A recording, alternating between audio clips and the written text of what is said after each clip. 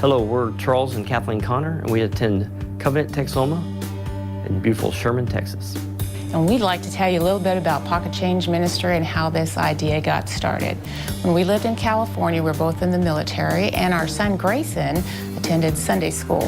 And he came home every Sunday, and we'd have to put change in this bag for him, and he'd take it back every Sunday or once a month whenever the call came out. Well, when we came here, I remembered this idea that Grayson was bringing this change.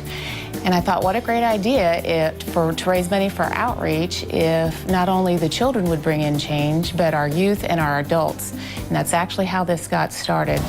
Now, the way this process works is we're in the narthex. We have our outreach life team set up here. So people can come Sunday or Wednesday anytime and pick up whatever bag they like. And from that point, the pastors will put out a announcement of the target Sunday that we're going to have, the collection. People will bring their bags back in and basically put them in the receptacle for a collection. And from there, we can turn that into a cashier's check. This is a nice way to get a financial assistance without having huge garage sales, which may take months to prepare. Like I said, we have collected $3,000 with just a handful of our members, our youth, and our children in about 12 weeks. So after 12 weeks of collecting, we felt it was very important that we actually got a project identified so the people could see where their change was going to, what effect was happening. So we've identified a home within the local community and built this board to show people, not only have you given us your change, here's what's going to take place. My name is Jared Walkenfuss. I am a member at the Covenant Church Texoma campus in Sherman, Texas. And right now we are on our way over to the McNeely home, where we're going to be seeing the Pocket Change Ministry money in action as we set out on our very first outreach project to use the funds that we've raised through gathering the Pocket Change.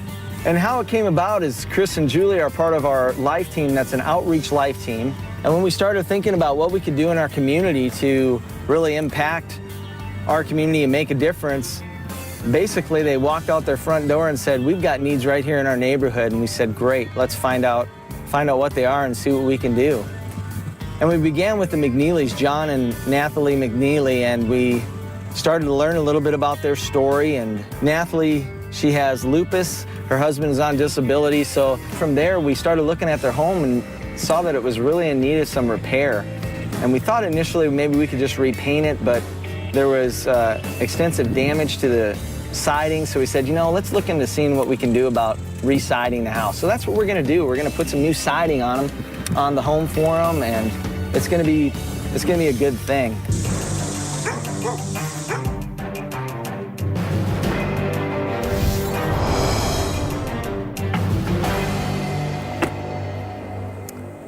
Well, as you can see, these people are in some desperate need of some help. You can see the home over here. It definitely needs some attention, and we're here to help do what we can.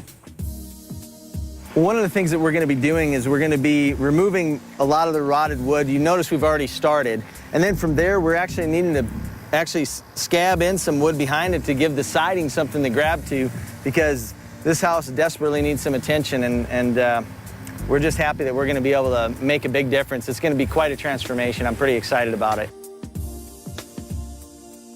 An additional thing we're going to be helping the McNeelys with is a recent storm has caused some damage to their roof, and we're going to be helping them to fill out the paperwork and get the necessary papers in order to qualify for a grant from the county that's going to help them replace their roof. I'm standing here where there once was a blown down single stall garage and shed, and we've taken that down, and you can see the remains of it here in the dumpster, and it's really going to clean this place up and really help them, because it's something that John and Nathalie have wanted to have taken care of a while ago, just didn't have the manpower to do, and we're here to make that happen for them. And yet another need that this family has in their house is they need some more cool air. So we're going to be adding an additional window air unit to their home to help them keep cool in these hot temperatures. And right now things may seem a little quiet around here, but soon this place is going to be bustling with volunteers once again. ready to go for another day of hard work and making a difference in their community. And we're pretty excited about that and look forward to revisiting this family in the future and continuing to make a difference in the surrounding area.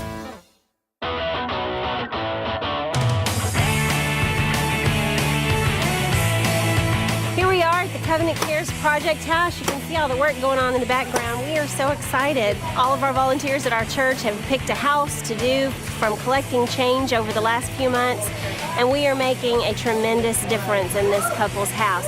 And you know what? Thank you, Makeaway Charities, but because of you, we were able to pay up their back taxes, which allows them to get a grant to get a new roof. So in addition to the new siding that we're doing and the painting, they're getting a brand new roof as well, and that's because of you, Makeaway Charities, and we really appreciate it.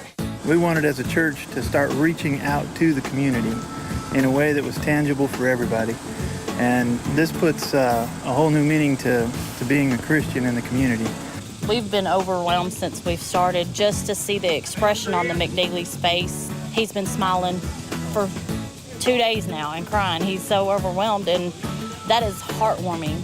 We as a church can reach out to these people and lift them up and encourage them and do something special for them. We've been here for about 25 or 26 years, and we inherited the house from my mother-in-law, and we was doing pretty good for a long time, and I lost my job a few years back, and then my wife got sick, so I had to kind of take care of her.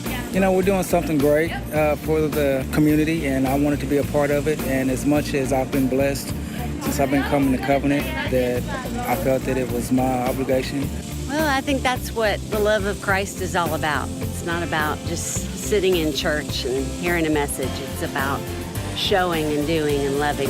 I just think that this is, just wonderful. It's a blessing. I really do believe they deserve this because, they've just given so much, man, and they've always been so nice to everybody. And, my mother, she suffers from lupus, and, she's a fighter. She's tough, and, just to see something good happen for them, you pray and you ask for blessings, and you never know when they're going to come, but, it's, definite it's going to come. It's a blessing to be Jesus with hands and feet in this community, and that's what it's all about.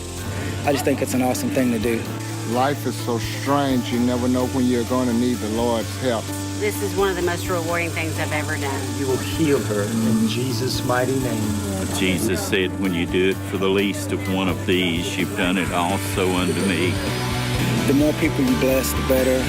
May the Father bless you and keep you and cause his face to shine upon you. Be gracious unto you. May he lift up his countenance, his peace upon you, and cover you with that precious name, Jesus.